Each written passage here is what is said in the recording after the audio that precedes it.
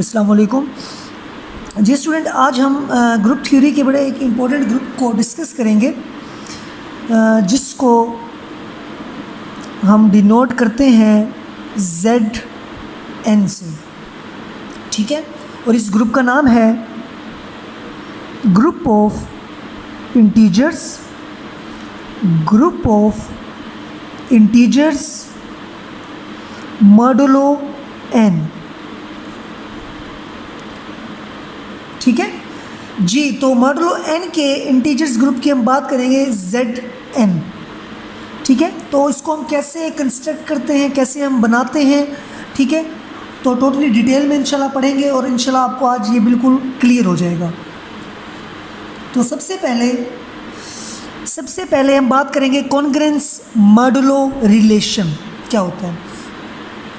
जी, relation between two integers, ये congruence relation basically होता है किसी भी दो इंटीजर्स के दरमियान। तो हम ये रिलेशन होगा दो इंटीजर्स के दरमियान, लेट कर लेते हैं वो इंटीजर एक a है, दूसरा b, और किसी न किसी मॉडुलो के अंदर ये जो लाइंस हैं ये बेसिकली शो करती हैं कॉन्ग्रुएंस रिलेशन को, कि दो इंटीजर्स के दरमियान कॉन्ग्रुएंस रिलेशन है किसी मॉडुलो p के। p यहाँ पे बेसिकली होता है डिवाइज़र, क्या होता है डिवाइज़र, और b यहाँ पे क्या होता है रिमाइंडर, क्या होगा रिमाइंडर।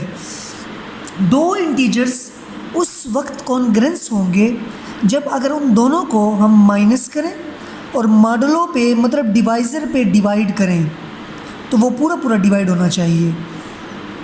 यहाँ पे p is the divisor and b is the reminder. ठीक है जी, तो अब एक एग्जांपल करते हैं। हमने इस ग्रुप तक पहुंचना है कि इस ग्रुप को कैसे बनाया जाता है, हमने ये चीज़ देखनी है। ठीक है जी, तो सबसे पहले सपोज कर लेते हैं मॉडुलो 3 के लिए, या मॉडुलो 4 कर लें, आपकी मर्ज़ी। मॉडुलो हम 3 लेते हैं, p = 3। आपको पता है डिवाइज़र से हमेशा रिमाइंडर छोटा होगा, तो यहाँ पे b के क्या चांसेस हैं कि अगर p हमने मॉडुलो अगर 3 लिया है तो b यहाँ पे क्या हो सकता है, या तो 0 होगा या 1 होगा या क्या होगा 2 होगा।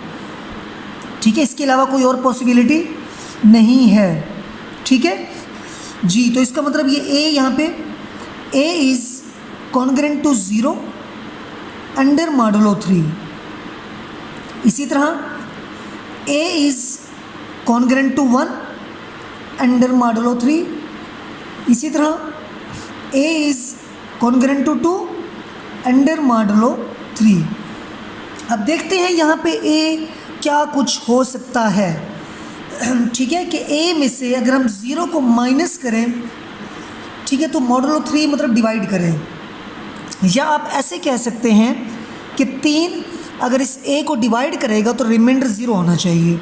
जी, तो देखते हैं कि a - 0/3, तो a यहाँ पे क्या क्या हो सकता है जी, तो इसको हम डिनोट करते हैं 0 रिमाइंडर, मतलब 0 की मॉडुलो क्लास।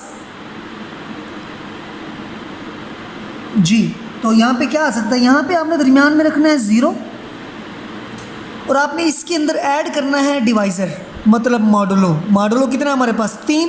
जी, तो 3 इसमें ऐड करते जाएं और इसी तरह 3 इसमें से माइनस करते जाएं अप टू सो ऑन।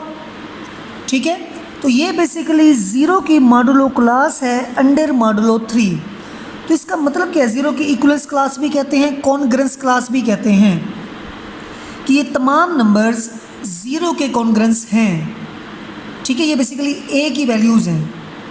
ठीक है, आप देखें इनमें से आप किसी भी नंबर को 3 पे डिवाइड करें तो रिमाइंडर 0 आएगा। ठीक है, तो इसलिए ये 0 की कॉन्ग्रुएंस क्लास है कि ये तमाम नंबर्स 0 के कॉन्ग्रुएंट होंगे। ओके, इसी तरह हमने 1 के कॉन्ग्रुएंट फाइंड करने हैं, मतलब a - 1/3, कि यहाँ पे a क्या कुछ हो सकता है। जी, तो इसकी क्लास को मतलब रिमाइंडर 1 की क्लास को हम डिनोट करते हैं इस तरह कि 1 के कॉन्ग्रुएंट एलिमेंट कौन कौन से, दरमियान में उसी तरह रखेंगे 1 जी। 1 में 3 ऐड करते जाएंगे जो भी मॉडल होगा जी। तो यहाँ पे आएगा 4 7 जी 10 13 अप टू सो ऑन। इसी तरह माइनस करते जाएं जी। यहाँ पे क्या आएगा -2 -5 -8 अप टू सो ऑन। इनमें से आप किसी भी नंबर को 3 पे डिवाइड करें तो हमारे पास जो रिमाइंडर आएगा वो हमारे पास क्या आएगा, बिल्कुल 3 आएगा। सॉरी, रिमाइंडर हमारे पास क्या आएगा 1। ठीक है जी। तो इसी तरह अब 2 के कॉन्ग्रेंट एलिमेंट फाइंड करते हैं। बिल्कुल वैसे ही 2 को आपने रखना है दरमियान में और इसमें 3 ऐड भी करने हैं 2 की कॉन्ग्रेंट क्लास, और 3 माइनस भी करेंगे। तो 2 5 8 11 अप टू सो ऑन। इसी तरह इसमें से माइनस करते जाएं -1 3 माइनस करना है -4 -7 अप टू सो ऑन। ठीक है, तो ये बेसिकली 0 के कॉन्ग्रेंस एलिमेंट्स की क्लास है, ये 1 के कॉन्ग्रेंट एलिमेंट की क्लास है, इसी तरह ये 2 के कॉन्ग्रेंट एलिमेंट की क्लास है। ठीक है, तो 3 हमारे पास क्लासेस आई हैं। ठीक है, अंडर मॉडुलो 3। तो इसका मतलब ये है, यहाँ पे हमने कहा था ये मॉडुलो n का ग्रुप है। अगर आपने यहाँ पे मॉडुलो 3 लिया, अगर हम मॉडुलो यहाँ पे 3 लें n = 3, तो यहाँ पे 3 एलिमेंट्स आएंगे। ठीक है, और वो 3 एलिमेंट्स कौन से होंगे, बिल्कुल आपने ये सही ठीक सोचा, ये 0 1 2 की कॉन्ग्रेंस क्लासेस जी। 0 की कॉन्ग्रेंस क्लास, 1 की कॉन्ग्रेंस क्लास, इसी तरह 2 की कॉन्ग्रेंस क्लास। तो ये 3 क्लासेस का 3 रेजिड्यू क्लास भी इसे कहते हैं। रेजिड्यू क्लासेस का हमारे पास क्या है, ये एक ग्रुप है। ठीक है, तो हम कहते हैं group of integers under modulo 3 है, तो रिमाइंडर्स ये आएंगे हमारे पास। तो ये हमारे पास क्या है, इसके एलिमेंट्स हैं। तो आपको क्लियर हो गया होगा ये हम इसको क्यों इसके ऊपर लाइन लगाते थे। बेसिकली ये हमारे पास क्या होती थी, रेजिड्यू क्लासेस। ओके, ठीक है स्टूडेंट्स। ओके, अब ये हमारे पास इसी तरह हम Z4 भी लिख सकते हैं। Z4 क्या होगा हमारे पास, 4 से छोटे जितने भी एलिमेंट्स हैं, 0 1 2 इसी तरह 3, इसी तरह Z5 की 0 1 2 3 4 अप टू सो ऑन। अगर हम n की लिखें मॉडुलो n का ग्रुप, तो उसमें कितने एलिमेंट्स आएंगे, जैसे 5 मॉडुलो 5 का ग्रुप था, तो 5 से छोटे नंबर्स जितने भी इंटीजर्स हैं, n से छोटे इंटीजर्स 0 1 2 अप टू, अगर यहाँ पे n है तो यहाँ पे कम होगा n-1 की मॉडुलो क्लास।